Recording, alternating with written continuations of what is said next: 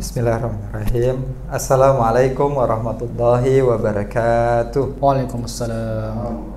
Alhamdulillahirabbil alamin. Para sahabat sekalian, kita berjumpa lagi dalam channel kita kali ini, yang mana kita membahas tema berbagai hal yang mudah-mudahan terutama bidang agama, mudah-mudahan menjadi motivasi bagi kita untuk senantiasa meningkatkan amal ibadah kita, meningkatkan kedekatan diri kita kepada Allah Subhanahu wa Ta'ala. Sahabat semua, alhamdulillah pada kesempatan kali ini kita sudah bersama dengan guru kita, yaitu Al-Mukarram Al-Ustadz Martono MA. Sehat, Ustadz? Alhamdulillah. Alhamdulillah. Gitu kan. Jamaah sekalian, dalam kesempatan kali ini kita akan membahas mengenai sebuah tema yang ini sepertinya sulit ya, bagi diri kita sendiri. Pengalaman saya sendiri, ini sulit sebenarnya, gitu kan. Tapi kalau dengan pemahaman yang mudah, penjelasan yang mudah, maka insya Allah kita juga akan mudah akan mengamalkannya nanti ya. Makanya tidak tanggung-tanggung kita minta, kita hadirkan Al-Ustadz kita ini untuk bisa menjelaskan kepada kita. Mudah-mudahan diberikan kemudahan bagi kita untuk memahaminya.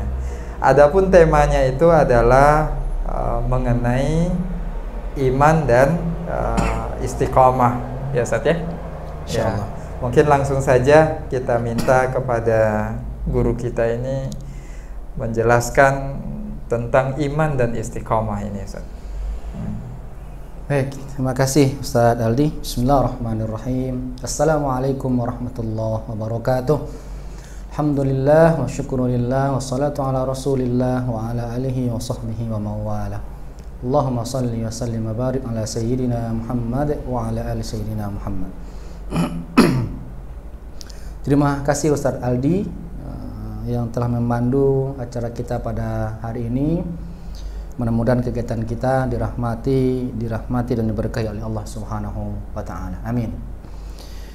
Pemirsa yang dirahmati Allah Subhanahu wa Ta'ala, kajian kita pada hari ini adalah terkait dengan iman dan istiqomah. Ini dua hal yang tidak bisa dipisahkan, saling ketergantungan, ibarat dua mata sisi uang, Ustaz. Jadi sisi yang lain akan memberikan manfaat kepada sisi yang lain. Begitu juga dengan iman dan istiqomah. Iman tidak akan bermanfaat kecuali dengan istiqomah menjalankannya, dan istiqomah tidak akan ada kecuali dengan iman yang kita punya itu. Maka kedua-duanya saling menguatkan. Maka ini juga lah yang ditanyakan oleh seorang sahabat Rasulullah SAW yang bernama Abi Amrah dalam hadis yang diriwayatkan oleh Imam Muslim dalam kitab Hadis Arba'in oleh An-Nawawi. Jadi Abi Amrah tadi itu dia datang menemui Rasulullah SAW. Lalu dia bertanya, "Ya Rasulullah, wahai Rasulullah, kulli fil Islam, sampaikan kepadaku tentang Islam itu, qaulan akan suatu urusan, akan suatu persoalan, akan suatu ilmu, la as'alu anhu ahadan ghairaka, yang aku tidak lagi membutuhkan dan aku tidak akan bertanya lagi kepada selain engkau." Artinya Abi Amrah itu menginginkan jawaban dari Nabi, dan cukup Nabi menjawabnya, dan bagi dia cukup hanya itu saja. Jawaban pertanyaan yang sederhana, pertanyaan yang singkat, Nabi pun menjawab dengan jawaban yang singkat juga.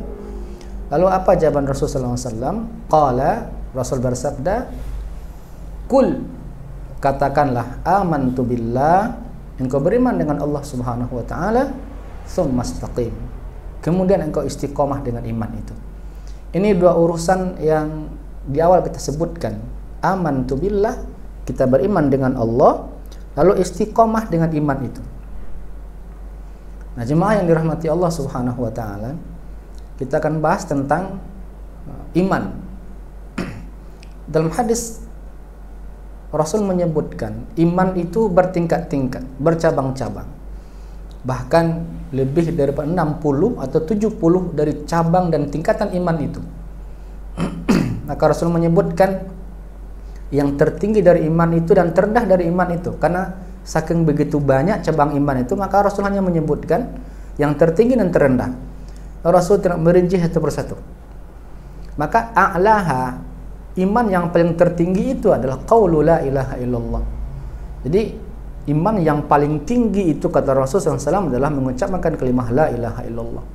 Maka ada perintah kepada kita agar banyak mengucapkan kalimat la ilaha illallah, agar memang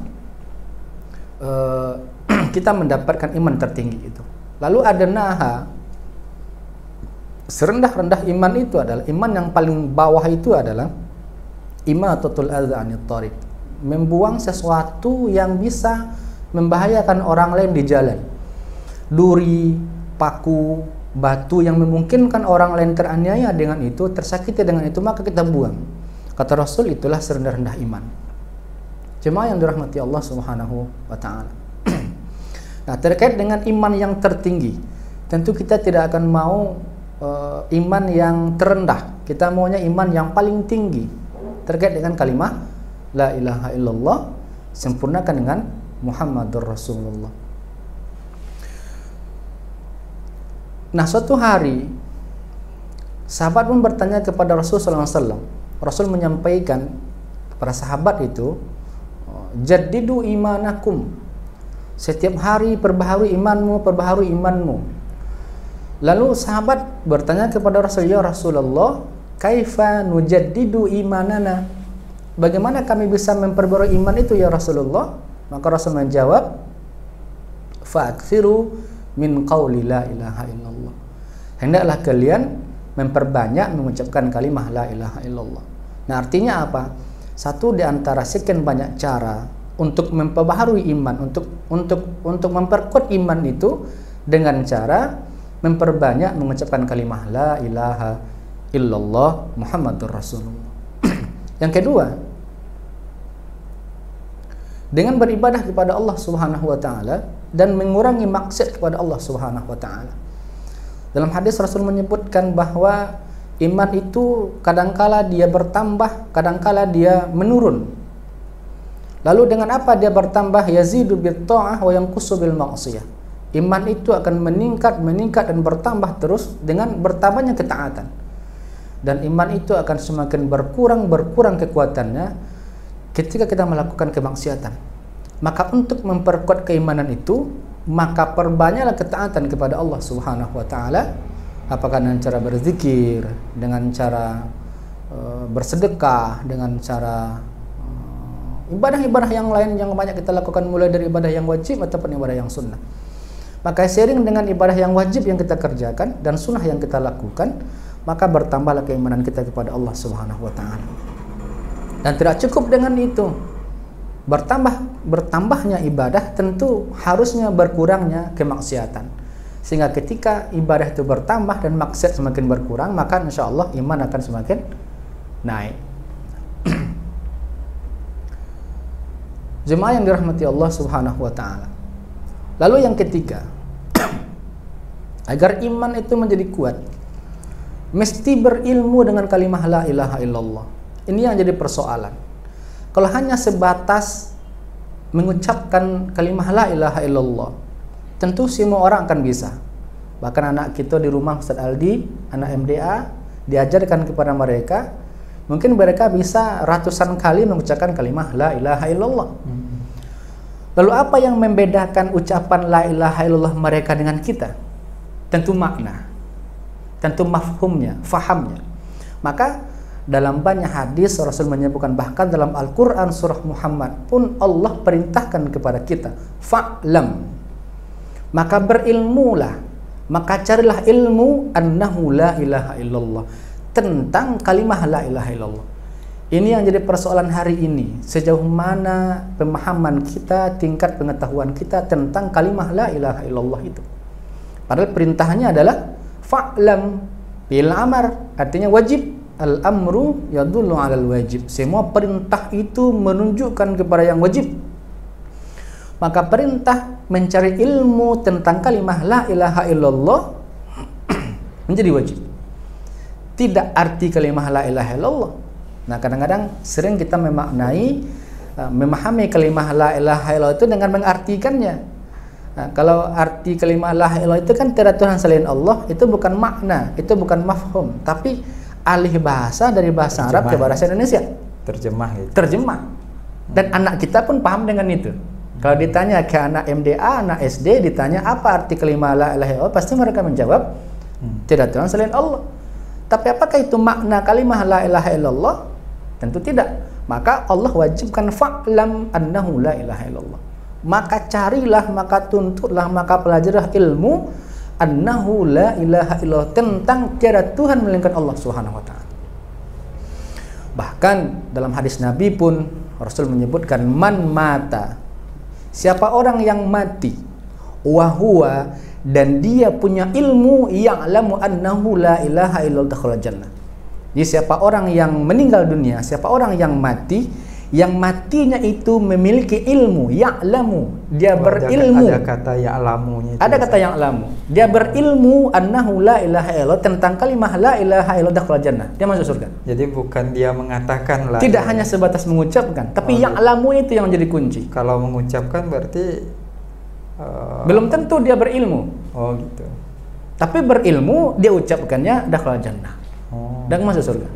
Nah, maka itu juga yang menjadi hadis Nabi itu man akhirul kalam la ilaha illallah dakhala jannah.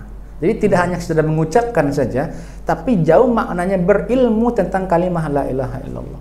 Karena memang Rasul dalam hadis yang lain menyebutkan kalau seandainya ditimbanglah kalimat la ilaha illallah itu dalam satu tempat, lalu bumi 7 lapis, langit 7 lapis, pada tempat yang lain, sungguh demi Allah, kata Rasul, jauh lebih berat kalimat la ilaha illallah itu.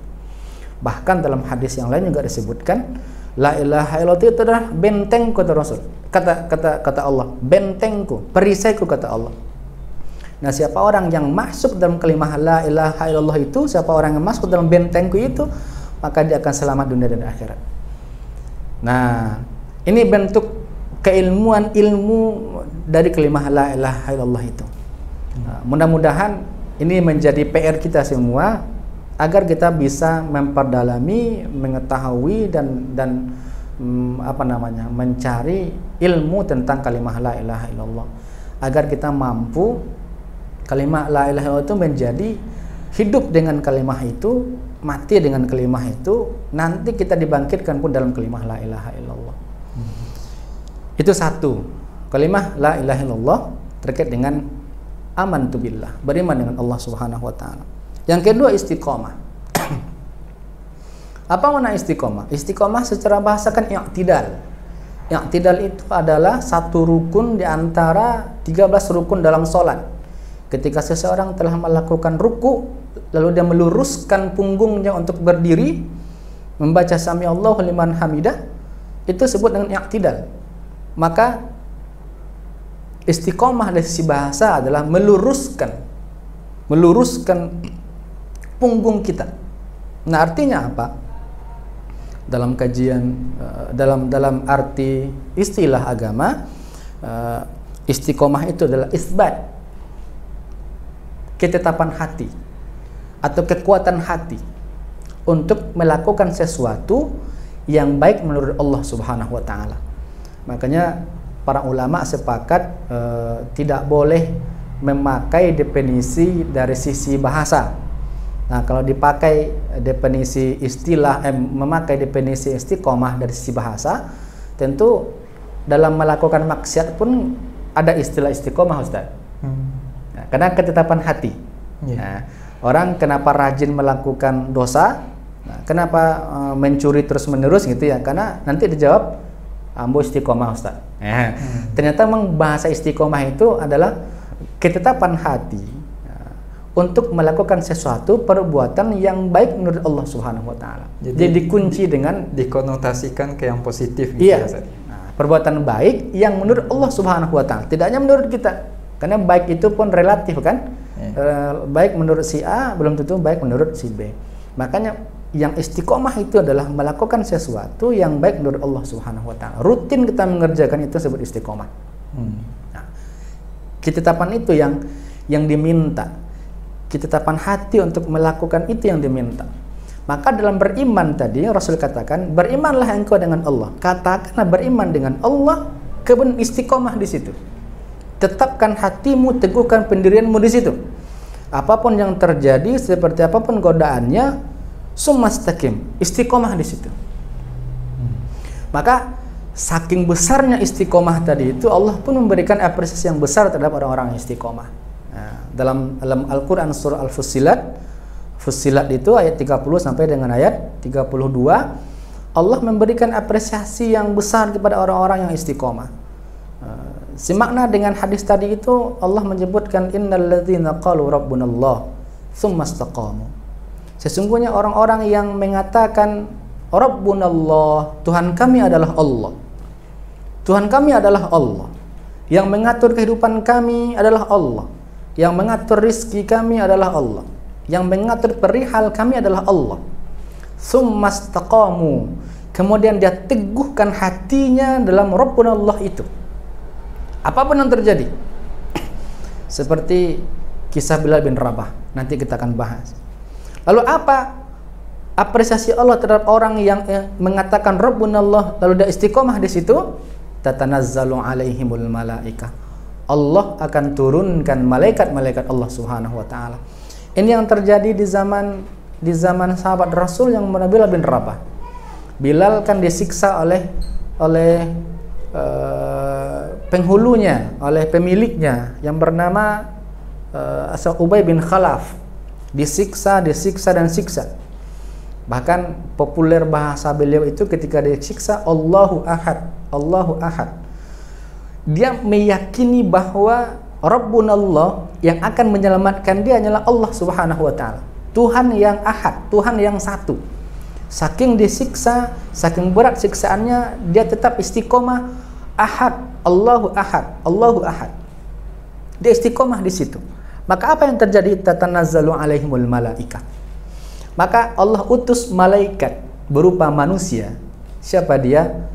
Abu Bakar As-Siddiq yang mengeluarkan uangnya 200 dirham atau 200 dinar ketika itu untuk membeli sahabat Bilal bin Rabah kepada Ubay bin Khalaf, yang pada akhirnya setelah dibeli sahabat tadi itu, maka dia dimerdekakan. Artinya apa? Malaikat itu bisa saja dalam bentuk malaikat yang sebenarnya, tapi bisa saja malaikat itu adalah dalam bentuk yang lain, makhluk Allah yang lain yang bisa membantu kita. Ini yang terjadi di zaman sahabat Bilal bin Rabah itu. Maka Bilal terselamatkan. Kenapa? Karena tatanazzalu alaihimul malaikah. Allah turunkan malaikat untuk menolong dan membantunya. Tidak cukup dengan itu. Allah mengkhabarkan melalui malaikat tadi itu kepada orang yang istiqomah tadi itu. Apa kata Allah Subhanahu wa taala? Wa absyiru bil jannati allati kuntum tu'adun. Sebelum ayat tadi itu, Allah membisikkan, mengilhamkan ke dalam kalbu orang yang istiqomah tadi itu, wala takhafu wala tahzanu. Jangan engkau merasa takut dan jangan engkau merasa khawatir. Ini menjadi kunci kita jemaah kaum muslimin rahimakumullah, jemaah yang berbahagia. Satu tanda orang yang beriman dengan Allah dan istiqomah dengan imannya itu, kuncinya adalah la takhafu wala tahzanu. Dia tidak akan ada rasa takut hanya kepada Allah dan tidak ada khawatir kecuali dengan azab Allah.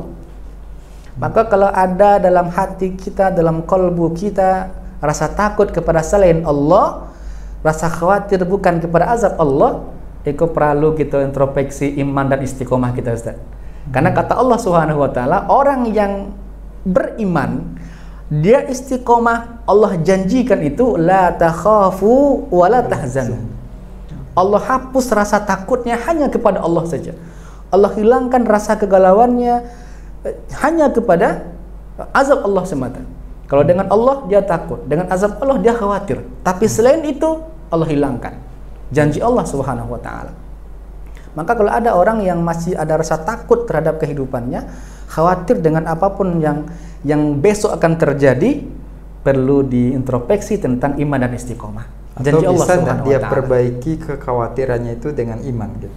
Bisa, tapi Bisa, nanti ya? kan sudah terlanjur itu, sudah terlanjur masuk dia, lalai dia artinya. Nah harusnya kan istiqomah, iman, istiqomah, dan rasa takutnya dihilangkan oleh Allah.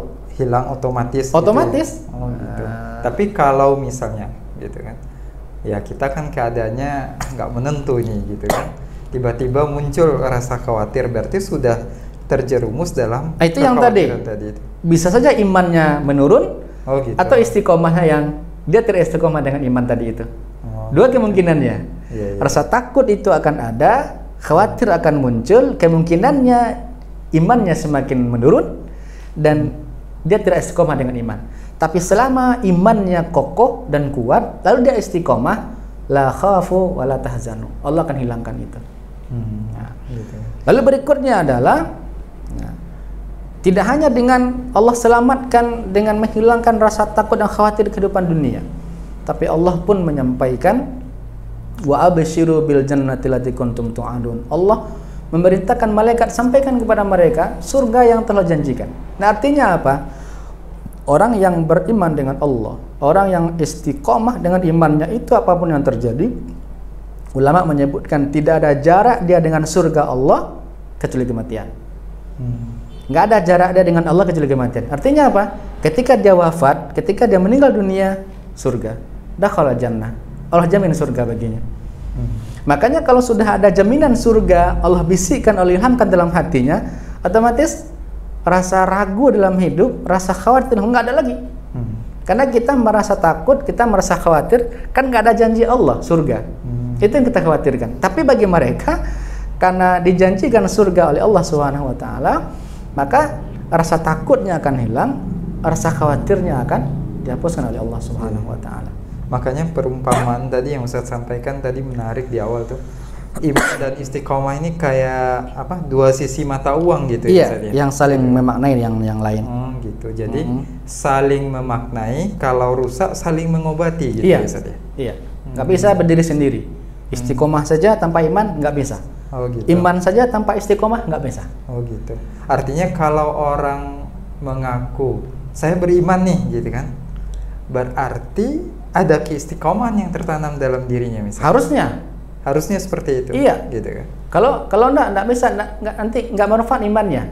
Siapa yang bisa menjamin nanti ketika sekarang dia beriman, tapi 2 detik, 3 detik, 4 detik, bahkan 1 jam setelah itu, siapa yang menjamin dia beriman? Kalau bukan istiqomah. Oh gitu ya. Maka itu maksud hadis Nabi tadi itu, bisa saja pada pagi hari dia beriman, tapi bisa saja karena tidak istiqomah, sore dia kufur. Atau kebalikannya. Ketika sore dia beriman, dia mengatakan saya beriman, tapi karena tidak istiqomah, besok pagi harinya dia kufur. Jadi iman istiqomah nggak bisa dipisahkan, dia nggak bisa berdiri sendiri. Kalaupun dia mengaku saya istiqomah, pada apa dia istiqomah? Nah, kalaupun mengaku dia beriman, dia mesti beristiqomah dalam imannya. Kalau nggak, tidak bermanfaat. Nah, oke, kita lanjutkan hadis tadi itu, ayat tadi itu, jemaah kaum muslimin rahimakumullah. Setelah Allah mengkhabarkan kepada mereka tentang surga yang Allah janjikan, tidak ada jarak dia dengan surganya Allah kecuali kematian saja. Artinya ketika dia mati bertemu dengan Allah Subhanahu wa taala, masuk dalam surganya Allah Subhanahu wa taala.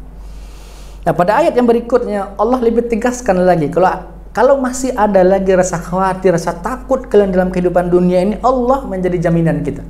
Apa kata Allah Subhanahu wa taala? Nahnu awliya'ukum fil hayatid dunya wa fil akhirah. Nahnu, Allah menggunakan kata-kata kami. Kalau biasanya dalam Al-Quran Allah menggunakan kata-kata nahnu, itu melibatkan banyak makhluk yang lain. Seperti ayat kami yang menurunkan Al-Quran, lalu kami juga yang memeliharanya. Di situ Allah libatkan malaikat, Allah libatkan manusia yang menghafal Al-Quran untuk menjaga Al-Quran. Nah, termasuk juga pada ayat ini Allah menggunakan nahnu awliya'ukum fil hayatid dunya fil akhirah. Kami, kata Allah, yang akan menjadi wali kalian. Wali itu kan secara bahasa kan penjamin, penolong, pembantu. Allah yang akan menjadi wali kita, Allah yang akan menjadi penolong kita dalam kehidupan dunia dan kehidupan di akhirat. Makanya harusnya orang-orang yang beriman dengan Allah, yakin dia dengan Allah, istiqomah dengan iman itu, nggak ada rasa takut dan khawatir dalam kehidupannya. Karena apa? Karena kehidupannya telah dijamin oleh Allah Subhanahu wa taala. Allah yang menjamin kehidupannya. Nah, makanya tadi kalau masih ada rasa takut, masih ada rasa khawatir kepada selain Allah Subhanahu wa taala, perlu kiranya kita untuk periksi iman kita kepada Allah Subhanahu wa taala dan istiqomah dalam iman itu. Seperti hadis Nabi tadi itu, iman itu kan bertingkat-tingkat, mulai dari yang terendah sampai iman yang paling tertinggi. Nah, tentu kita dan Allah yang tahu kita berada pada tingkatan yang mana. Apakah iman kita berada pada tingkatan yang paling terendah, atau tingkatan yang di atasnya lagi, atau tingkatan yang lain di atas itu lagi? Tentu kita yang tahu. Maka Allah pun akan membalas sesuai dengan tingkatan keimanan kita kepada Allah Subhanahu wa taala. Tapi yang pasti bagi kita tetap berusaha untuk beriman dengan Allah dan tetap berusaha untuk selalu istiqomah dalam keimanan itu. Nah, mudah-mudahan jemaah kaum muslimin rahimakumullah, dengan memohon taufik dan hidayah Allah Subhanahu wa taala, mudah-mudahan Allah kuatkan iman kita, Allah berikan kekuatan kepada kita untuk bisa istiqomah dalam beriman kepada Allah Subhanahu wa taala. Mudah-mudahan kita bisa hidup dengan iman itu, kita mati dengan iman itu, kita dibangkitkan pun dengan kelimah iman itu. Seperti yang biasa kita lazimkan setelah kita tahlil Ustaz Aldi di surau. Orang tua kita kan sering itu setelah tahlil la ilaha illallah, la ilaha illallah, kan kita tutup dengan ucapan Muhammadur Rasulullah sallallahu alaihi wasallam, kalimatun nahya, gitu ya. Nahya wa namut wa 'alaiha nab'asu insyaallah ta'ala minal amin. Artinya apa? Dan kalimah yang kita baca tadi itu, dan kalimah la ilaha illallah tadi itu, kita hidup dan kalimat itu juga kita akan mati, dengan kalimat itu juga nanti kita dibangkitkan oleh Allah Subhanahu wa taala. Mudah-mudahan Allah menetapkan kita sehingga kita bertemu dengan Allah dalam keadaan beriman kepadanya. Mungkin itu Ustaz Aldi apa yang kita sampaikan pada siang hari ini bermanfaat untuk kita berdua, terutama saya dan orang yang mendengarkan, jemaah yang mendengarkan apa yang kita diskusikan hari ini, insyaallah. Mungkin itu Ustaz, kalau ada yang kita diskusikan, Tapi ini menarik ya Ustaz ya. Jadi sesuatu yang rumit mungkin kan kita beriman ini banyak nih godaannya Ustaz, gitu kan. Yang menggoda keimanan kita ini lepas, gitu kan. Ketika dia lepas ada rasanya gitu ya Ustaz ya. Ada rasanya seperti yang tadi Ustaz katakan, muncul rasa takut, rasa sedih, rasa khawatir gitu kan. Tapi obatnya balik lagi itu istiqomah tadi ya. Sehingga berbuah iman lagi gitu. Jadi sesederhana itu gitu ya. Begitu, sederhana betul. Konsepnya begitu. Cuman melakukan ini yang perlu istiqomah. Oh iya, karena hal yang terberat oleh para ulama itu kan istiqomah. Iya. Maka banyak para ulama yang menyebutkan hal yang terberat, bahkan ada ulama menyebutkan istiqomah itu lebih baik dari 1000 karomah. Artinya karomah itu kan kemuliaan yang Allah berikan kepada wali Allah, kepada para ulama, orang yang alim dan abid, Allah berikan karomah, kemuliaan. Nah, kata sebagian ulama, satu istiqomah saja jauh lebih baik, bukan baik tapi jauh lebih baik daripada 1000 karomah. Artinya apa? Kalau dengan satu istiqomah belum tentu kita akan bisa istiqomah. Tapi dengan istiqomah kita akan mendapatkan beribu-ribu karomah. Tapi dengan satu karomah belum tentu mendapatkan satu istiqomah. Tapi dengan satu istiqomah akan mendapatkan puluhan ribu bahkan ratusan ribu karomah. Nah, begitu. Kemuliaan yang kita dapatkan dengan istiqomah. Gitu. Begitu yang Nabi contohkan dan begitu yang sahabat temukan di dalam kehidupan mereka, berbagai macam karomah yang mereka dapatkan dengan istiqomah. Maka biasanya Ustaz Aldi memang kalau kita tengok kehidupan para sahabat itu kan, para sahabat memiliki ibadah-ibadah yang tidak sama dengan yang lain. Pasti mereka memiliki satu kekhusukan dalam beribadah yang mereka rutin dan istiqomah dalam ibadah itu. Jadi bukan borongan gitu. Bukan semua. Contoh Umar ibn Khattab terkenal dengan sifat gagah perkasanya, sehingga dia disebut orang singanya Allah. Tapi bukan berarti dia tidak pemalu. Dia pemalu juga. tapi yang lebih dominan pemalunya itu kan Utsman bin Affan. Yang lebih sifatnya lebih condong kepada ke situ, istiqomahnya di situ gitu. Jadi sahabat tuh punya kelebihan masing-masing yang mereka dalam hal ibadah yang lain dia istiqomah, tapi lebih istiqomah lagi dalam hal tertentu yang mereka memang Allah muliakan dari hal itu.